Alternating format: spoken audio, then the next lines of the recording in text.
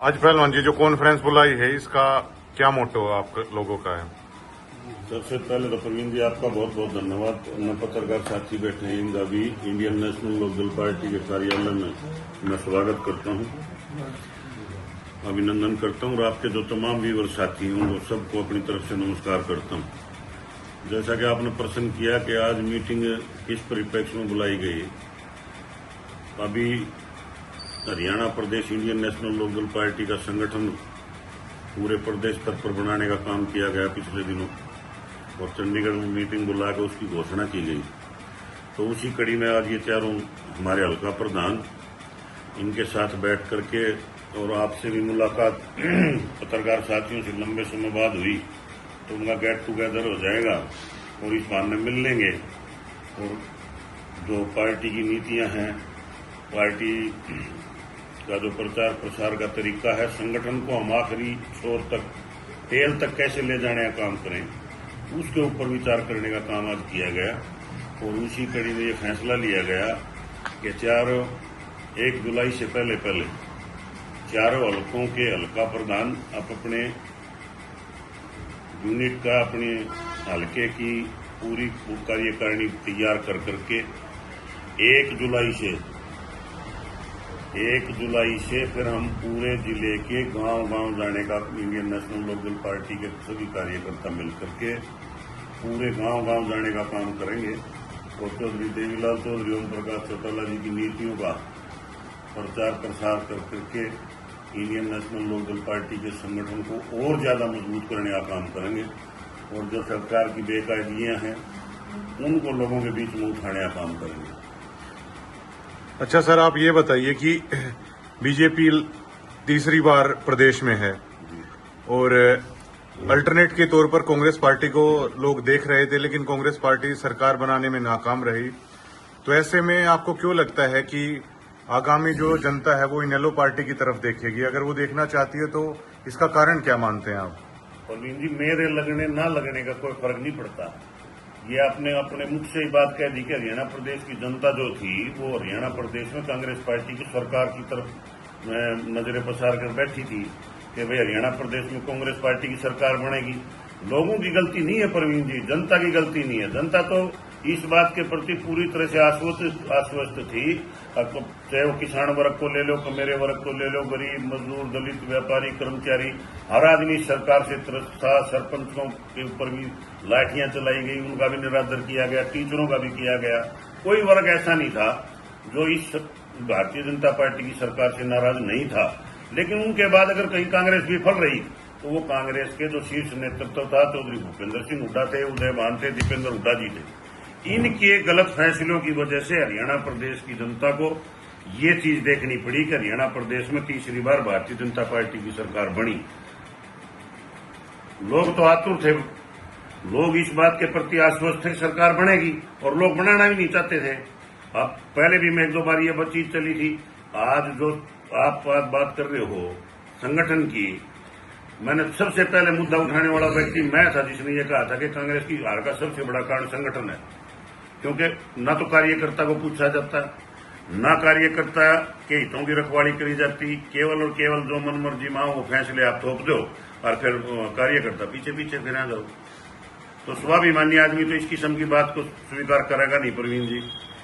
सवाल इस बात का है कि प्रदेश क्यों मरा और किसने मारा, इसलिए लोग देख रहे हैं कि आने वाला भविष्य जो है चौधरी अभय सिंह चौटाला जी की तरफ जो लोग देख रहे हैं, जो एक वाहिद शख्स ऐसा था जो हरियाणा प्रदेश की विधानसभा में 5 साल तक लगातार 10 साल तक इस बात को उठाने का प्रयास करता था, चाहे वो गरीब की बात थी, चाहे कोई दलित हमारी बेटी के साथ दुराचार की बात थी, चाहे किसान आंदोलन की बात थी, चाहे किसी भी प्रकार की बात थी।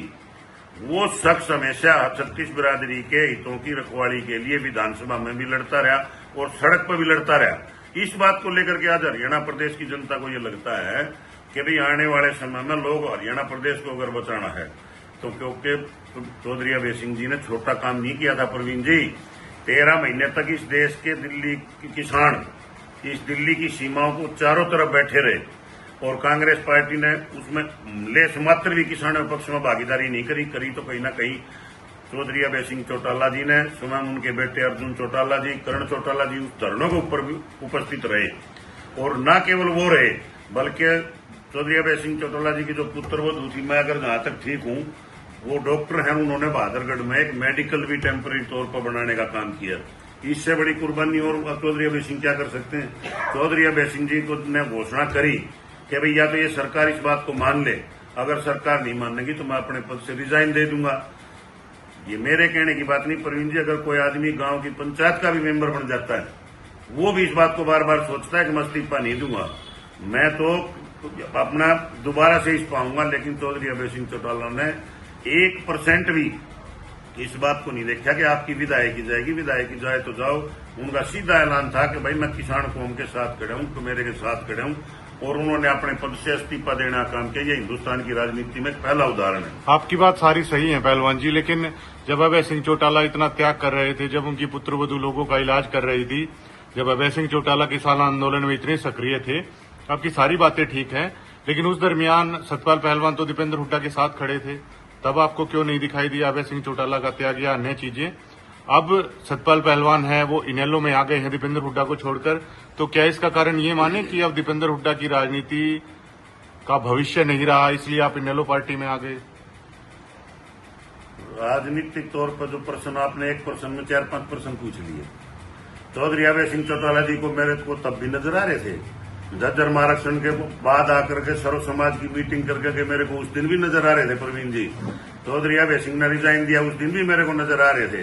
लेकिन वक्त और हालात का कुछ जो भारतीय जनता पार्टी के इस प्रदेश में थे, और उसके बाद आज प्रदेश में भारतीय जनता पार्टी सर्वाइव करी नहीं करी, तो इंडियन नेशनल लोकदल पार्टी तो उस खून पसीने से सींची हुई पार्टी है प्रवीण जी, जो जंगल में भी घास उगाने का काम करती है। और मैं ज्यादा बड़ी बात तो नहीं कहता, दीपेंद्र जी बड़े घराने में पैदा हो रहे होंगे, लेकिन हमने भी जनता के लोगों के लिए, इंडियन नेशनल लोकदल पार्टी के कार्यकर्ताओं ने लोगों के दुख सुख में रह करके साझा होकर के उनके हितों के लिए लड़ाई लड़ने का काम किया था। तो हम इस बात को मानने वाले व्यक्ति हैं। अब नेगेटिव सोच हम लेकर के नहीं चलते, हम इस बात को लेकर के चलते हैं कि 2029 के चुनाव में हरियाणा प्रदेश में अगर मुकाबला होगा तो इंडियन नेशनल लोकदल पार्टी और भारतीय जनता पार्टी का होगा। कांग्रेस पार्टी आपको कहीं नजर नहीं आएगी, क्योंकि कांग्रेस पार्टी के क्रियाकलाप इस किस्म के हैं। देखिए, बीजेपी के बारे में कहा जाता है कि वो ओबीसी और गैर जाट वोट बैंक उसके पास है, क्योंकि कांग्रेस के बारे में कहा जाता है जाट और दलित वोट बैंक उसके पास है। तो ऐसे में इनेलो की नजर किस वोट बैंक पर है, और इनेलो के लिए फिर जगह कहाँ रह जाती है, या किस वोट बैंक को आप साधने की कोशिश करेंगे? ये कैसे पॉसिबल हो पाएगा? इनेलो की नजर 36 जात के ऊपर है, 36 बिरादरी के भाइयों के ऊपर है। इंडियन नेशनल लोकदल पार्टी कभी कास्टिज्म की राजनीति नहीं करती।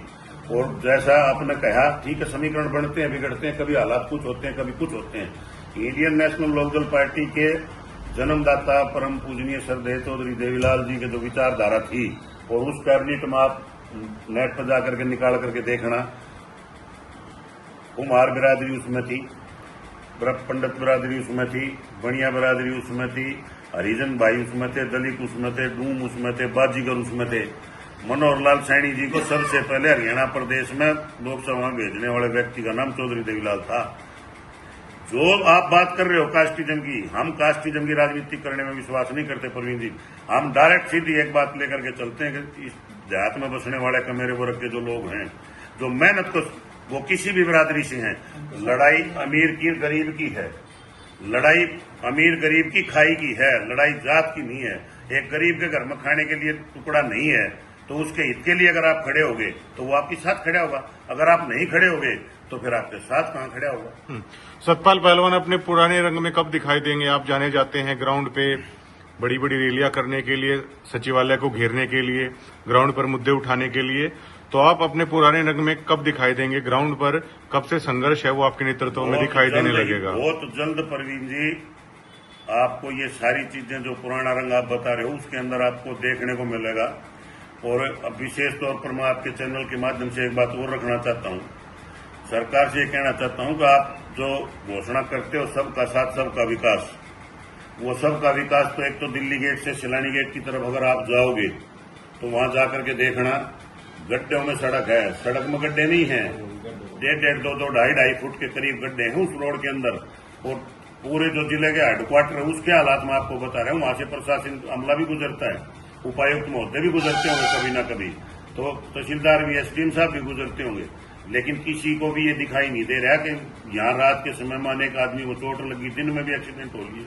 ऐसे ही एक हालात हमारे मातनेल से लेकर के कोसड़ी को जो रोड जाता है वाया मादल मूनसा होकर के लडान केड़ी होकर के, उस रोड का इतना बुरा हाल है, इतना बुरा हाल है। आप उस रोड पर आप वाहन को तो छोड़ दो, पैदल भी अगर आप चलोगे तो आप उसके ऊपर चल नहीं सकते। इस किस्म के हालात है। फिर विकास कहाँ है? बड़ी बड़ी बातें करते हैं भारतीय जनता पार्टी के नेता आगे जो बोलते हैं अब हमने विकास कर दिया, विकास कर दिया। विकास तो यो पड़ा कोसली वाली सड़क पर पड़ा, झज्जर में बाईपास के ऊपर विकास खिंडा हंडा है। विकास करो। पानी के लिए पीछे आपने देखा किस किस्म की किल्लत शहर में थी, कोई बोलिया क्या? सवाल इस बात का किसान को उसकी फसल का उचित भाव मिला क्या, बीज खाद उसको टाइम पे मिले क्या? और इन दोनों मुद्दों को लेकर, इस रोड वाले मुद्दे को लेकर के तो हमारा यह कि या तो सरकार इसके ऊपर कोई बात बताए, नहीं तो हम मातनहेल रोड के ऊपर धरना देने का काम Indian national Lokdal party definite तौर पर करेगी। जब तक वो रोड नहीं बनेगा तब से हम वहां धरने से उठेंगे नहीं, लगातार कंटिन्यू जारी रहेगा।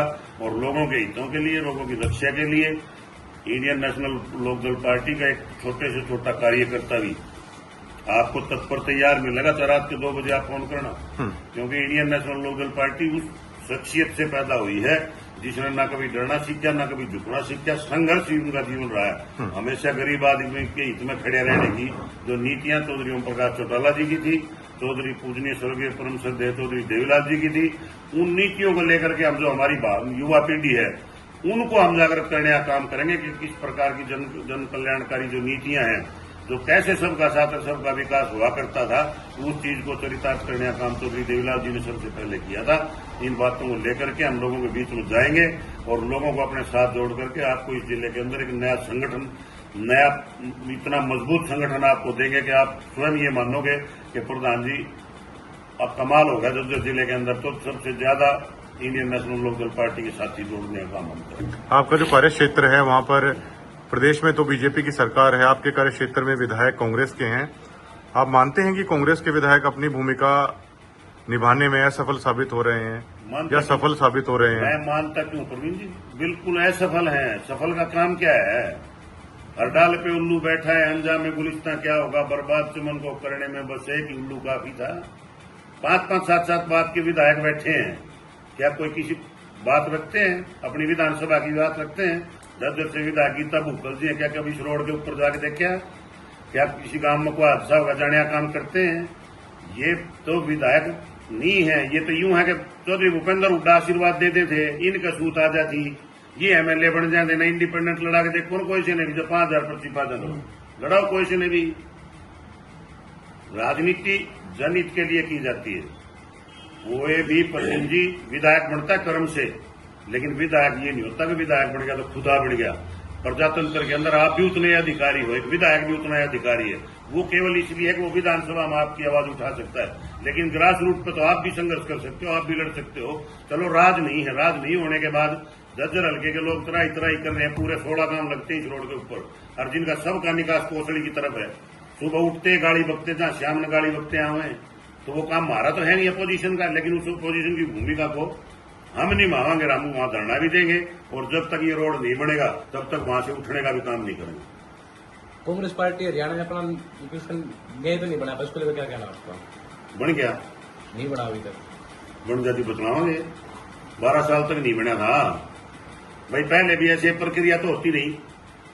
अब राहुल जी भी आए थे और फैसले भी हो गए थे, तो वो उनका काम है बनाना ना बनना, लेकिन मेरे को नहीं लगता अगर ये संगठन बन जाएगा। क्योंकि जैसे पिछले 12 साल निकल गए, तंवर जी चले गए, शैलजा जी चले गए, अनेकों अध्यक्ष आए, अनेकों चले गए, लेकिन संगठन कहां बना? तो संगठन बन गया तो वो उनकी अपनी पार्टी का काम है। लेकिन हम अपने, एक बार चौधरी ओम प्रकाश चौटाला जी झज्जर आए थे, तब सब डिवीजन होता था और एक पत्रकार साथी होते थे उदय भान, उन्होंने एक क्वेश्चन कर दिया कि तो साहब आप झज्जर को जिला कब बनाओगे? तो चौधरी ओम प्रकाश चौटाला जी ने तपात से उत्तर दिया कि उदय भान जी क्या बात करते हो आप, जिले से क्या निकालोगे? हम झज्जर को इतना डेवलप कर देंगे कि रोहतक वाले लोग झज्जर आगे बसेंगे। हम अपने संगठन को इतना मजबूत कर देंगे पत्रकार साथी, अब दूसरा संगठन आपको कोई नजर ही नहीं आएगा। क्या आपको लगता है कि आप लोगों को समझाने में कामयाब हो पाएंगे कि दीपेंद्र हुड्डा के पास अब की बार गोल्डन चांस था और आगे शायद ही है, अब कभी उनका नंबर आने वाला है। क्या लोगों को समझाने में सतपाल पहलवान कामयाब हो पाएंगे? ये बात मेरे को समझाने की जरूरत नहीं है। लोग मेरे को ये बात समझाते हैं कि लड़ाई लड़ने वाला कोई बचा नहीं, प्रधान जी खड़े हो, संघर्ष करो। ये लोगों की आवाज है, ये मेरी आवाज नहीं है प्रवीण जी। क्योंकि लोगों ने देख लिया एक बार लोगों ने बरत के देख लिया, और इससे बड़ी मैं नहीं मानकर चलता। आपने पहले भी 1-2 बार मेरे इंटरव्यू लिए हैं, मैंने तब भी आपको ये बताया था कि इससे अच्छा गोल्डन चांस आ नहीं सकता, दोबारा कभी शुरुआत ये कर नहीं सकते। ये जनता की आवाज जो है ना प्रजातंत्र में, वो परमात्मा की आवाज होती है प्रवीण जी। तो हम तो संघर्ष करने वाले व्यक्ति हैं, संघर्ष करने वाली हमारी पार्टी है, संघर्ष करने वाले हमारे नेता हैं। तो फिर हम किस बात से घबराएंगे? और हम तो अपनी प्रयास करेंगे, जनता की आवाज है ये। अगर भाई अगर की बार कांग्रेस नहीं बनी तो कभी, अभी नहीं तो कभी नहीं। तो हम तो जनता की, और वो नेता क्या जो जनता की भावना को नहीं समझता किस प्रकार से जनता चल रही है। तो आप संगठन के विस्तार के लिए सदस्यता अभियान चलाएंगे? नो, अभी सदस्यता अभियान नहीं है। अभी हमारा संगठन तो तैयार हो चुका है पूरे हरियाणा प्रदेश में। अब तो केवल जैसे हल्के की यूनिट है या जिला संयोजक हैं, वो 1 जुलाई से पहले हम पूरे झज्जर जिले के कवर कर 1 जुलाई से इस पूरे जिले की यात्रा करने का काम स्वयं मैं, मेरे सारे साथी, और इंट्रोडक्शन भी करा देता हूँ। आपकी रमेश कार जी है, सैलानी से हल्का प्रधान है। ये देवेंद्र चेयरमैन जी है, झज्जर से हल्का प्रधान है, पूर्व चेयरमैन है जाखड़ साहब, और ये अपना बलराज खरर जी, ये अपने पवन सेक्रेटरी जी हैं ऑफिस इंचार्ज, और बीसी सेल के जिला संयोजक महेंद्र सेन जी हैं। सब साथी केवल आज ये इसलिए बुलाए गए थे आपको कि भाई हमारे जो नए हल्का प्रधान आपकी मुलाकात हो जाए, तो गाय बगाए कहीं ना कहीं एक दूसरे के साथ तो मिलना ही रहता है, गेट टुगेदर हो जाए, इसलिए ही ये बात बुलाई गई थी। और आने वाली अगली 7 तारीख को भी जिले के यहाँ हेडक्वार्टर पर इंडियन नेशनल लोकल पार्टी द्वारा एक मीटिंग रखी गई है। और 1 जुलाई से सबसे पहले झज्जर हल्का गांव, और उसके बाद बादली हल्का, उसके बाद बेरी हल्का, उसके बाद बादलगढ़ हल्का, 4 हल्कों में गांव जाकर के लोगों के बीच में हम अपनी बात रखेंगे। चौधरी देवीलाल की जो जन कल्याणकारी की नीतियां थी, जो सर्व समाज को साथ लेकर चलने की जो उन्होंने प्रेरणा दी थी, उस बात को लेकर के हम लोगों के बीच में जाएंगे और अपने संगठन को मजबूत करेंगे। कब से शुरू